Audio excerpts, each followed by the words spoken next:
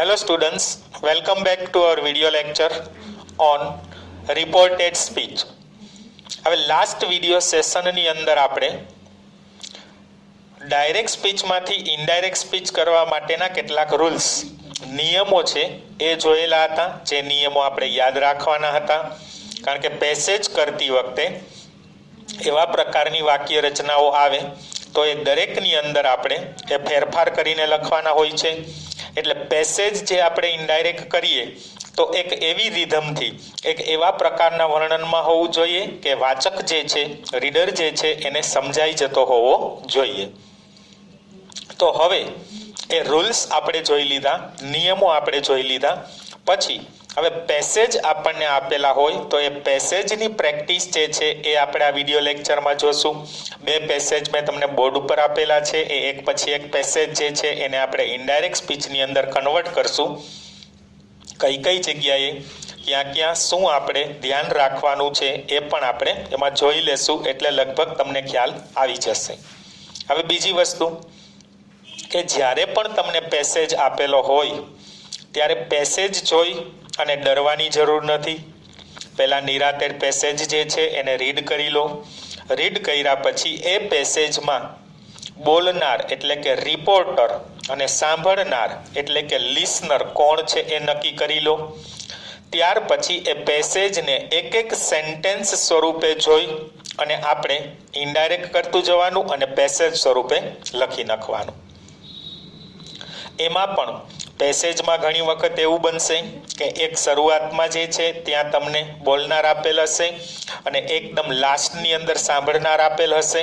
તો આપણે પેસેજનું જે કન્વર્ઝેશન આપેલું છે એ કન્વર્ઝેશનના આધારે નક્કી કરવાનું કે આની અંદર બોલનાર કોણ છે અને સાંભળનાર કોણ છે, અને એ રીતે આપણે પેસેજ જે છે એને જોતું જવાનું અને ઇનડાયરેક્ટ સ્પીચ કરતું જવાનું.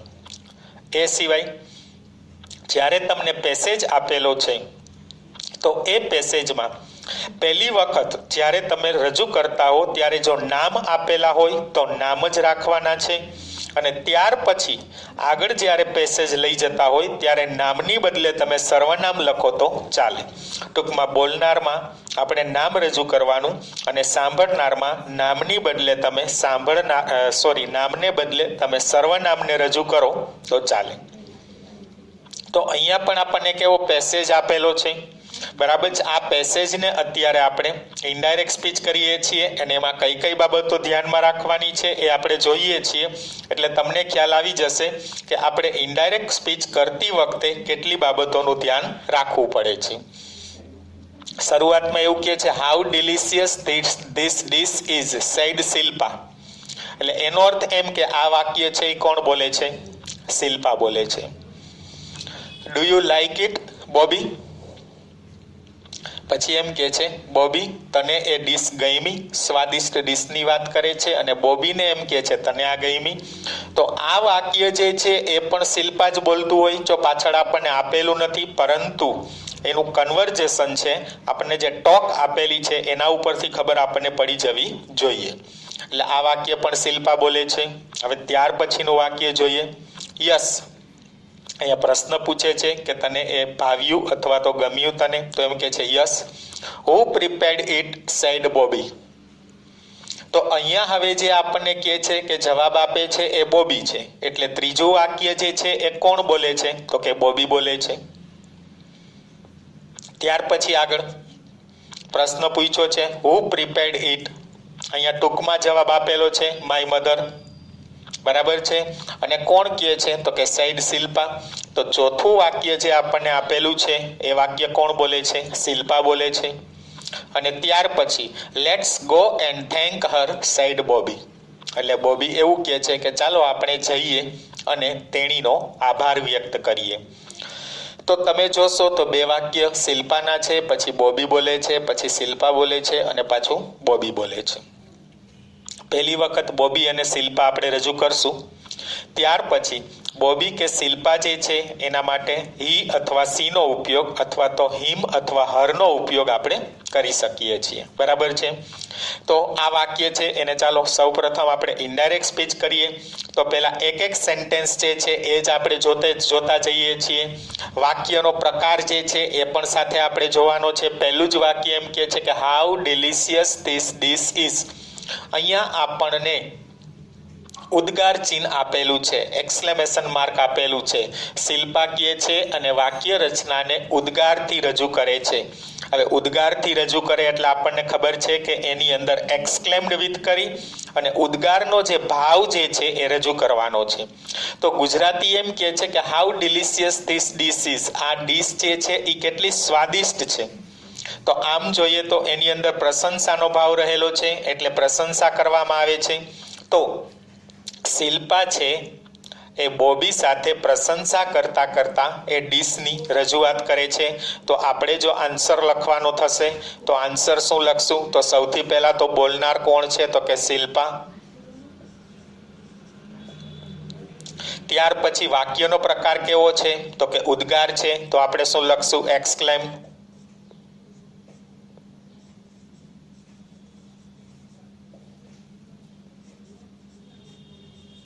પ્રશંસાનો ભાવ છે એટલે શું લખશું? Praise. Shilpa exclaimed with praise, પ્રશંસા કરતા કરતા કહે છે। કોને કહે છે? ટુ બોબી। પછી સંયોજક તરીકે શું આવશે? ધેટ। કારણ કે ઉદ્ગાર વાક્ય રચના છે એમાં સંયોજક તરીકે આપણે ધેટ જ લઈએ છીએ એટલે ત્યાં આપણે શું મૂકીએ છીએ? That. Shilpa exclaim with praise to Bobby that. હવે આપણને જે અંદર વાક્ય ઉદ્ગાર આપેલું છે એને વિધાન કરીને લખવાનું છે। How delicious this dish is. પેલા વિધાન શું થશે? તો કે this dish is very delicious. How છે, હોટ છે એવા શબ્દ નીકળી જશે, બરાબર છે। વેરી શબ્દનો આપણે ઉપયોગ કરીએ છીએ।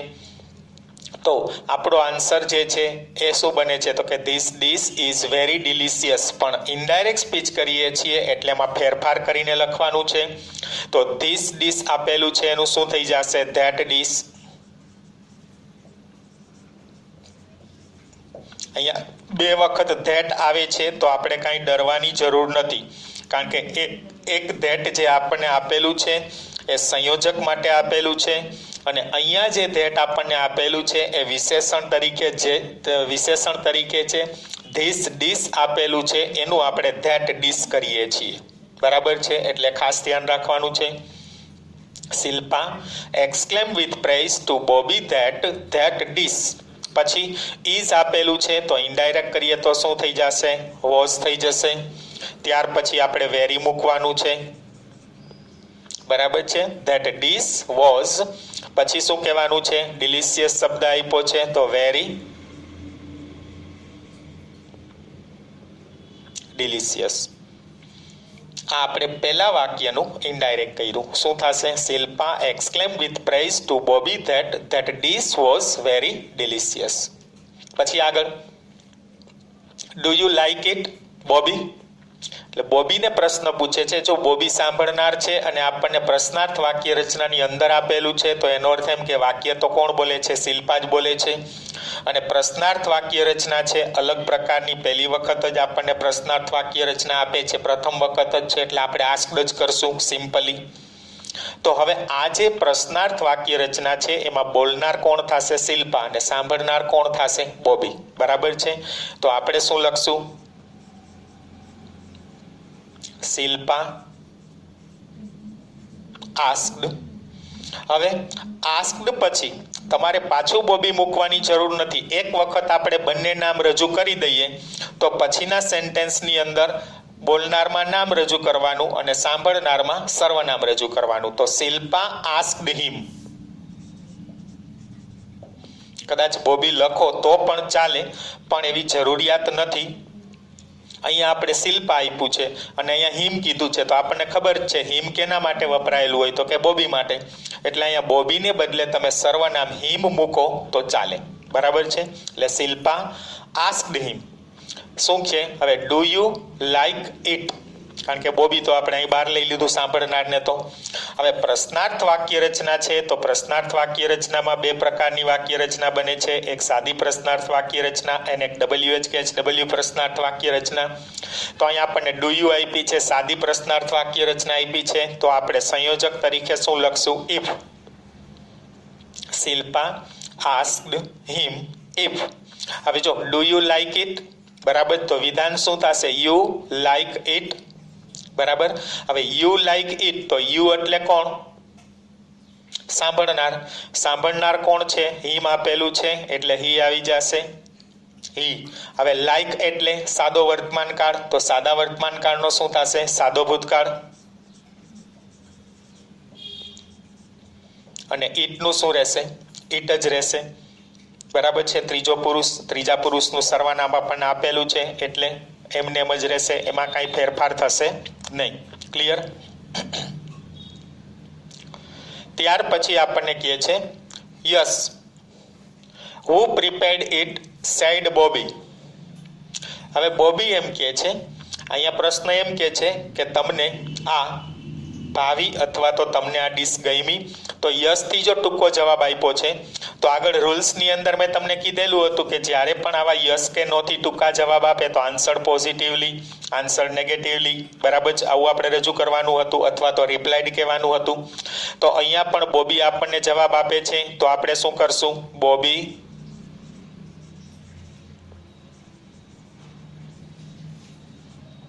રિપ્લાઇડ અથવા તો આન્સર્ડ ગમે લખી શકાય. બોબી રિપ્લાઇડ શું? પોઝિટિવલી.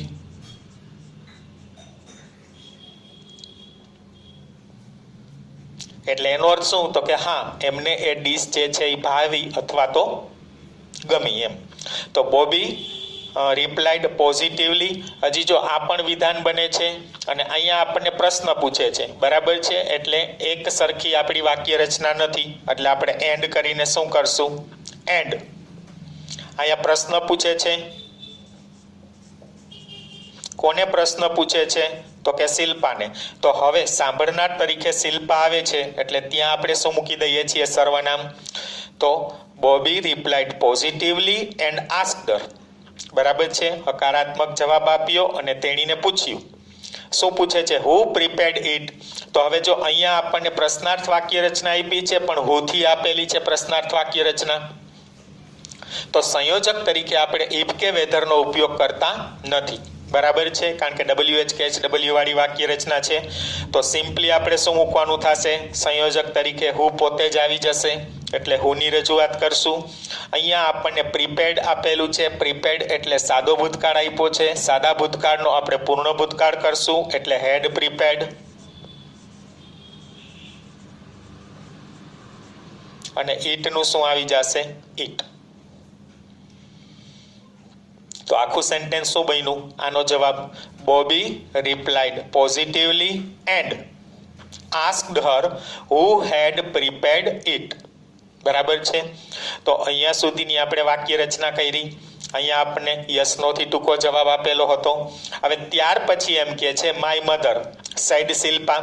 જો અહીંયા પ્રશ્ન પૂછે છે એટલે એનો જવાબ શિલ્પા આપે છે, બરાબર છે.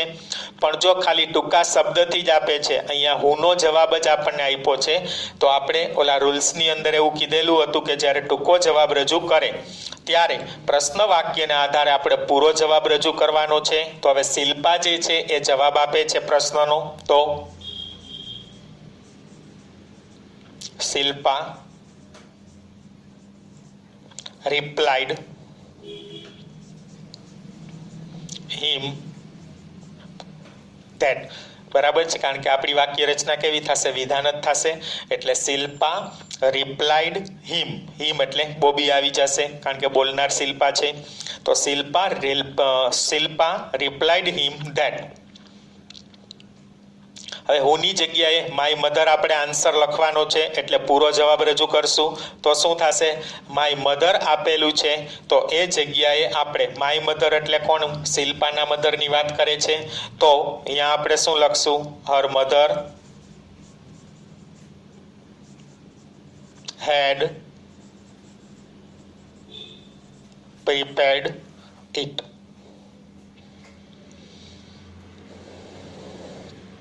તો Shilpa replied him that her mother had prepared it.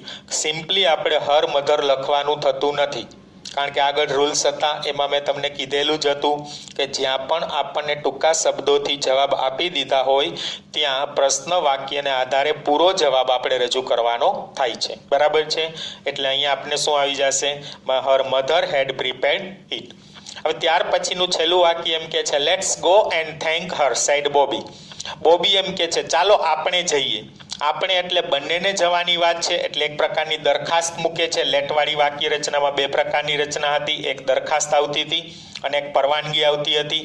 જ્યારે બોલનાર સાંભળનાર બંનેને જવાની વાત હોય ત્યારે જનરલી આપણે શું રજૂ કરીએ છીએ? દરખાસ્ત રજૂ કરીએ છીએ. તો હવે બોબી કહે છે, તો બોબી દરખાસ્ત એટલે સજેસ્ટેડ.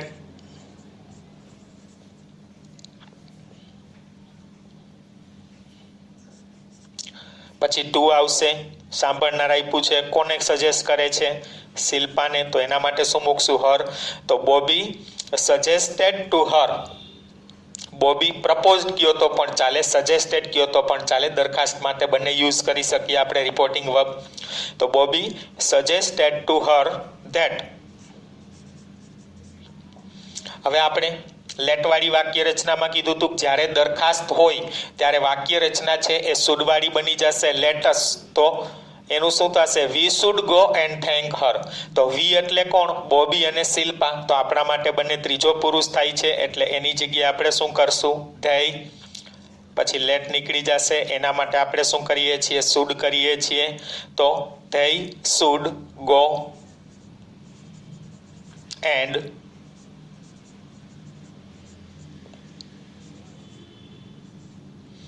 Thank her. બરાબર છે? આવી રીતના થશે.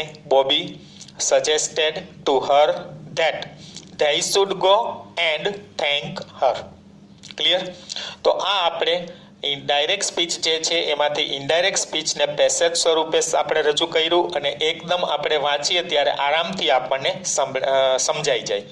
એટલે આ પ્રકારે ઇનડાયરેક્ટ સ્પીચ આપણે કરવાનું થતું હોય. તમને પણ સમજાઈ ગયું હશે કે શું કરવાનું છે. ઓકે, તો બીજો પેસેજ આપણે જોઈએ એમાં શું કહેવા માંગે છે. હવે બીજા પેસેજની અંદર આપણને વાક્ય રચનાઓ આપેલી છે, આઈ સાથે અને વોલ્ટ સાથે. બરાબર છે? બોલનાર અને સાંભળનાર એ રીતે આપણને આપેલ છે. પહેલી વાક્ય રચના છે એ આપણે જોઈએ. એમાં શું કહેવા માંગે છે? What kind of deal did you make? I asked. We haven't got a deal, Walt said. એટલે અહીંયા આપણને ખબર પડી જશે કે આપણને ટોક જે આપેલી છે એ આઈ અને વોલ્ટ માટે આપેલી છે. તો આપણી પહેલી વાક્ય રચના જે છે એ વાક્ય રચના કેવી છે? પ્રશ્નાર્થ વાક્ય રચના છે અને વોલ્ટ સાથે વાત કરે છે. તો આપણે પહેલા શું લખશું? આઈ આસ્ક્ડ વોલ્ટ. બરાબર? હવે વોટ કાઇન્ડ ઓફ ડીલ, તો અહીંયા આપણે પ્રશ્નાર્થ વાક્ય રચના કીધી છે એટલે સંયોજક તરીકે આપણે કાંઈ મૂકશું નહીં, ડાયરેક્ટ વોટ કાઇન્ડ જ આવી જશે.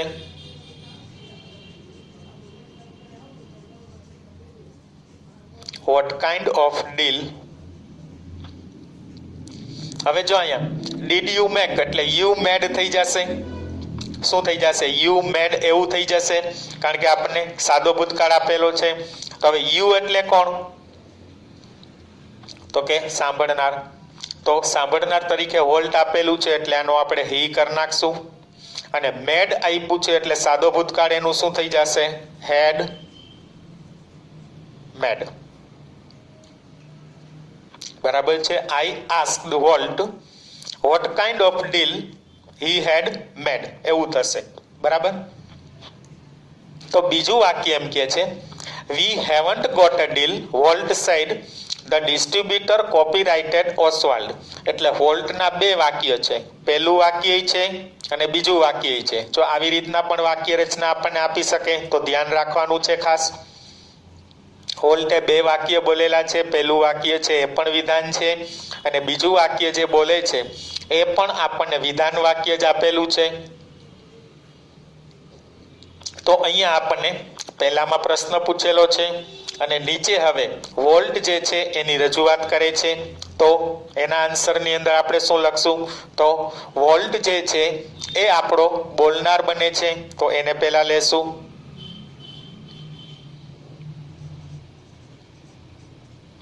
વોલ્ટ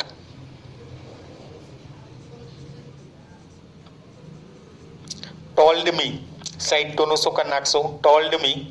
હવે આપણી વાક્ય રચના જે છે એ કેવી છે? વિધાન જ છે, તો ધેટ આવશે. Walt told me that we haven't got a deal. તો અહીંયા આપણને હેવન્ટ ગોટ આપેલું છે એ પૂર્ણ વર્તમાન કાળ છે, તો પૂર્ણ વર્તમાન કાળનું શું થઈ જશે? પૂર્ણ ભૂતકાળ થઈ જશે. તો વી હેવન્ટ નું હેડન્ટ થઈ જશે. Walt told me that we hadn't got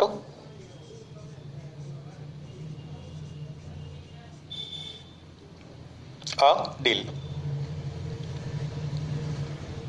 સમજાણું સ્ટુડન્ટ? શું કર્યું આપણે? સાઈડ ટુ વોલ્ટ સાઈડ કહે છે એટલે કોને કહેતા હશે? તો કે આઈને, એટલે ત્યાં મી થઈ જશે. તો વોલ્ટ ટોલ્ડ મી ધેટ, પછી વાક્ય રચનામાં વી નું વી જ રહેશે. શું કામ? એને બોલનાર અને સાંભળનાર આઈ સાથે ગમે તે સર્વનામ આવશે એટલે શું બની જશે? વી જ બની જશે. તો અહીંયા વી નું વી જ રાખીએ છીએ, હેવન્ટ નું હેડન્ટ કરી નાખ્યું છે. Got a deal. પછી હજી આગળ પણ વિધાન વાક્ય રચના કહે છે. આપણે કીધેલું હતું બે વિધાન વાક્ય રજૂ કરવાના થતા હોય તો એન્ડ એડેડ ધેટ,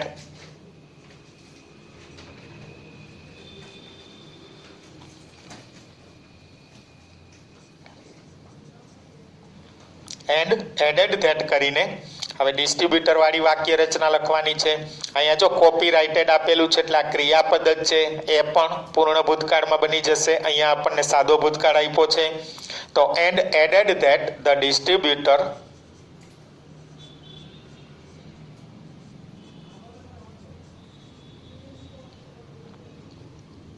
had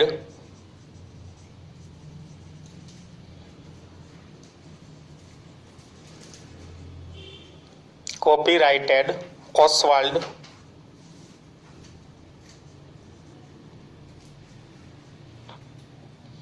બરાબર છે. ઓસવાલ્ડ ધ રેબિટ ઓલી સિરીઝ છે, આપણે લેસનમાં જોયેલું હતું, એમાંથી જ પેસેજ આપણને આપેલો છે. તો આખો આન્સર આપણો શું બને છે? Walt told me that we hadn't got a deal and added that the distributor had copyrighted Oswald. ત્યાર પછી કહે છે Walt did not seem downhearted. હવે વચ્ચે આપણને એવી કોઈ વાક્ય રચનાની ટોક આપી દઈએ, કન્વર્ઝેશન આપણને આપી દઈએ કે જેમાં ઇન્વર્ટેડ કોમા આપણને આપેલું ન હોય, તો એવી વાક્ય રચનાને આપણે બદલવાની થતી નથી. અહીંયા તમે જોઈ શકો છો કે આ વોલ્ટ વાળી વાક્ય રચના છે, એમાં ઇન્વર્ટેડ કોમા કે એવું કંઈ આપણને આપેલું નથી, તો એ જેમ આપેલી છે એમ જ લખવાની છે, ફેરફાર વગર. તો શું થશે? Volt did not seem downhearted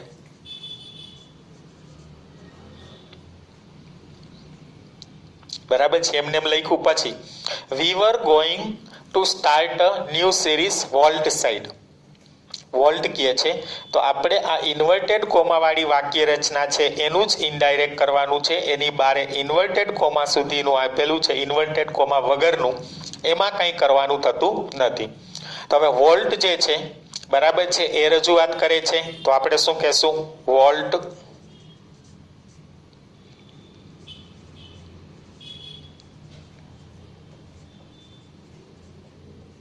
told me that. હવે વી આપ્યું છે તો વી નું વી જ રહેશે, બરાબર. વી નું વી જ રાખીએ છીએ. હવે વેર ગોઈંગ આપેલું છે, કયો કાળ થશે? ચાલુ ભૂતકાળ થશે. તો ચાલુ ભૂતકાળનું આપણે શું કરીએ છીએ? ચાલુ પૂર્ણ ભૂતકાળ કરીએ છીએ, એટલે હેડ બીન ગોઈંગ આવી જશે. વી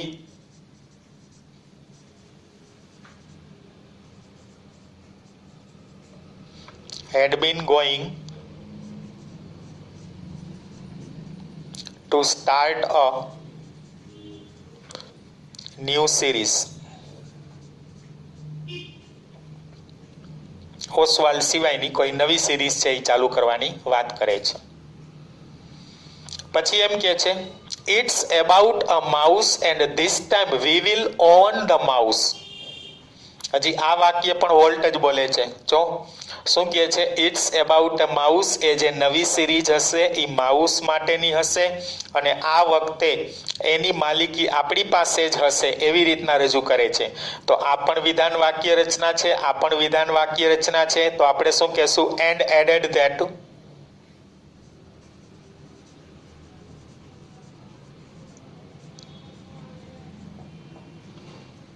એન્ડ એડેડ ધેટ અહીંયા it was about a mouse. જો આખી ભૂતકાળની જ વાત કરે છે તો ઇટ્સ આપેલું છે તો તે માઉસ વિશે હશે અને એના પછી એમ કે છે એની માલિકી આપણી પાસે જ હશે અથવા તો આપણે જ એના માલિક હશું.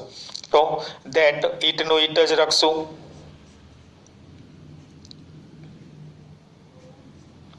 ઇટ્સ અહીંયા ઇટ ઇઝ આપેલું છે એનું આપણે શું કરી નાખશું? ઇટ વોઝ કરી નાખશું.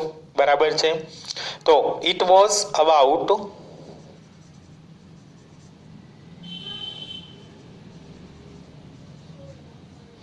Mouse and. હવે ધીસ ટાઈમ આપેલું છે તો ધીસ ટાઈમનું શું થઈ જશે? ધેટ ટાઈમ થઈ જશે.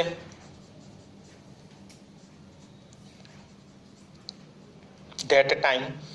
પછી વી વિલ ઓન કીધું છે, ઓન એટલે માલિકી હોવી, તો વી નું વી જ થશે, વિલ નું વુડ થશે, ઓન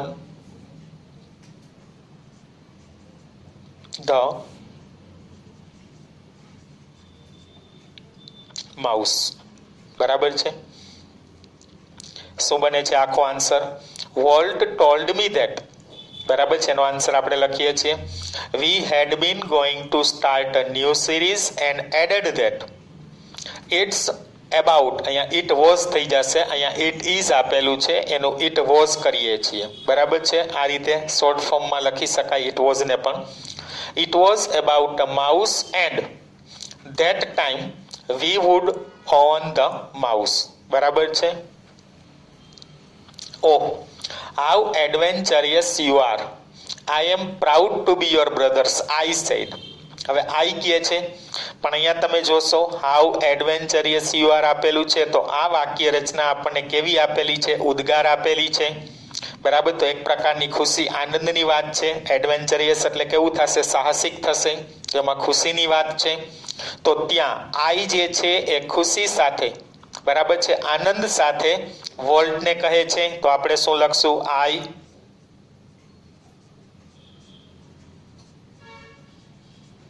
exclaimed with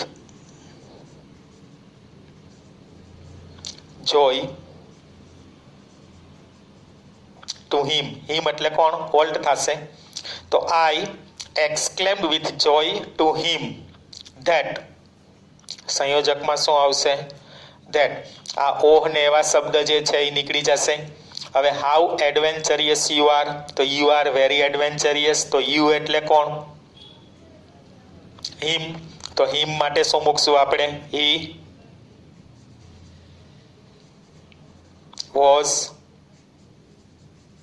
વેરી, અને ત્યાર પછી આપણને એડજેક્ટિવ આપેલું છે એડવેન્ચરિયસ.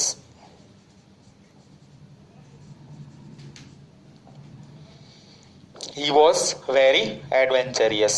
અને ત્યાર પછી અહીંયા આપણને આ ઉદ્ગાર આપેલું છે અને આ વાક્ય વિધાન આપેલું છે. બે વાક્ય અલગ જ આપણને આપેલા છે. તો શું કહેશું? And told that.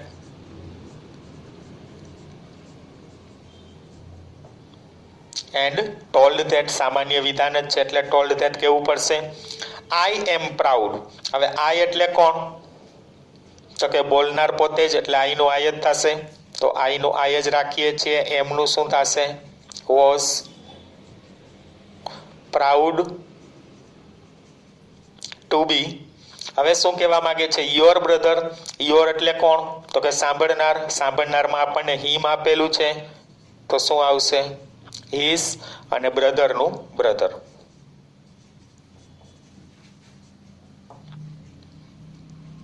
તો અહીંયા આપણો આન્સર પૂરો થશે. બરાબર છે. એટલે લાસ્ટ વાક્ય શું બને છે? આઈ exclaimed with joy to him that આનંદ સાથે, ખુશી સાથે, બરાબર છે. મેં એમને એવું કીધું કે તે ખૂબ જ એડવેન્ચરિયસ છે, ખૂબ જ સાહસિક છે, અને એવું પણ કીધું કે તારા ભાઈ હોવા બદલ મને ગર્વ છે. બરાબર. આપણે આ બે પેસેજ જોયા. બંને પેસેજની અંદર શું ધ્યાન રાખવાનું એ પણ તમને ખબર પડી ગઈ. વાક્યનો પ્રકાર જોવો, કાળ જોવો, અને એક એક વાક્ય જે છે એ વાક્યને ઇનડાયરેક્ટ કરતા જાઓ. જ્યાં આપણે રૂલ્સનો ઉપયોગ કરવાનો છે ત્યાં રૂલ્સનો ઉપયોગ કરતા જાઓ. એટલે અહીંયા આપણે બે પેસેજ કર્યા, લગભગ સમજી ગયા હશો. Now you understood the topic. I hope there will be no more doubts. So goodbye and see you again in next video lecture.